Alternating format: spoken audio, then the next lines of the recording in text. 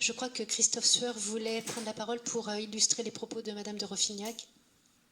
Oui, merci mes chers collègues, merci Madame la Présidente, Monsieur le Préfet. Juste un tout petit mot, tout à l'heure nous avons évoqué donc dans cette Assemblée les difficultés que tous avaient par rapport à l'évolution de nos matières premières, et en particulier le prix du gasoil.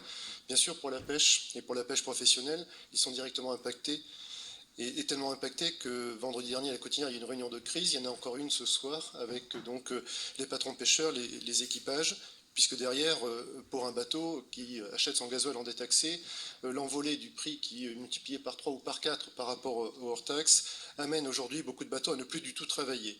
Donc bien sûr, ça a un impact direct sur tout de suite les marins et les familles concernées, ça a un impact bien sûr pour l'amortissement et l'équilibre de ces entreprises artisanales, et puis bien sûr indirectement, ça a un impact aussi sur toute l'économie qui est liée à la pêche professionnelle et à la pêche maritime, qui est la force de notre département.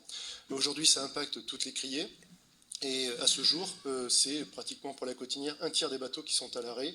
Et d'ici la fin de la semaine, si au niveau donc des attentes éventuelles des aides qu'ils pourraient avoir ou peut-être des solutions qui leur seraient proposées, c'est carrément un arrêt complet. Et pour la Cotinière, c'est 700 emplois qui sont concernés, par exemple, sur l'arrêt de la pêche. Donc ils attendent beaucoup, ils prennent conscience que peut-être par rapport aux événements qu'ils n'ont peut-être pas besoin aujourd'hui d'exprimer trop de colère ou d'inquiétude, mais ce sont des entreprises qui sont en danger et qui risquent de péricliter complètement. À ceci s'ajoutent bien sûr les quotas de sol, s'ajoutent les difficultés que François de Roffignac vient de soulever, les arrêts techniques qui sont aujourd'hui imposés, ça commence à faire beaucoup, ça fait 3 mois que ça dure, et je pense que ce mois qui arrive risque d'être le mois de trop. Merci.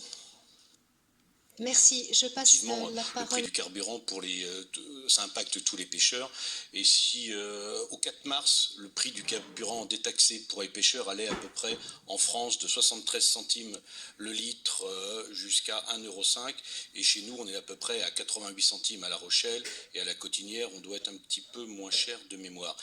Or ça c'était au 4 mars, et les chiffres d'aujourd'hui, on est passé à 1,10 € et 1,20 €, entre 1,10 € et 1,20 €, 25, le prix au litre détaxé pour les pêcheurs. Et même l'annonce gouvernementale ne suffira pas à partir du 1er avril pour permettre une activité économique à reprendre.